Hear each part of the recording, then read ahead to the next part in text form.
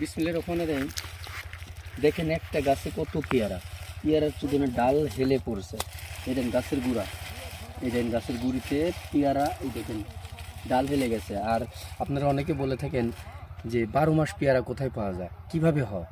12 মাস পেয়ারা পাওয়ার উদ্দেশ্য, আপনার এই যে পেয়ারাগুলো দেখতেছেন এই যে গাছে, এই পেয়ারাগুলো আছে না, যে বড়গুলো যেগুলো এই যে উপযুক্ত হয়েছে, এগুলো কাইটা মনে করেন বাজারে বিক্রি করে দেবে বা খাবে। আর এই যেখান নতুন যে কুড়িগুলো আসছে, এই কুড়িগুলোতে আবার এই যে পলিথিন দিচ্ছে, এই কুড়িগুলো আবার পরবর্তীতে খাবে। তো এইভাবে মনে করেন একটা শেষ হবে, আরেকটা ধরবে, আরেকটা শেষ হবে, আরেকটা খাবে।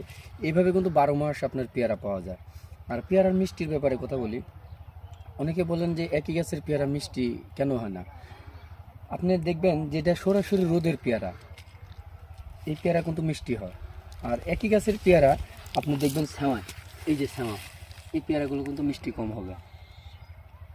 হ্যাঁ, তার কারণ কি, এটা রোদের আলোতে আপনার এই জিনিসটা পোড়া বেশি হয়ে গেছে।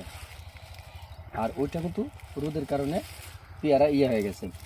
আর পেয়ারার বাগানে কিন্তু অনেক যত্ন করতে হয়, সারা দিন যত্ন করতে হয়, পানি আর রস কিছু ব্যবহার করতে হয়, এবং ছোট বাচ্চার মতো লালিত পালিত করতে হয় পেয়ারার।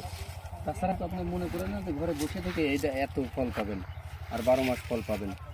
যাই হোক, আপনারা পেয়ারা বেশি খাবেন, কারণ পেয়ারা প্রচুর ভিটামিন একটা ফল।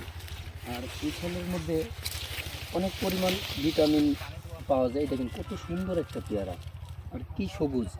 আমরা দুইজনে দুইটা পেয়ারা খাইছি, তো পেয়ারাগুলো অনেক মিষ্টি। আল্লাহ, আগামীতে দেখা হবে।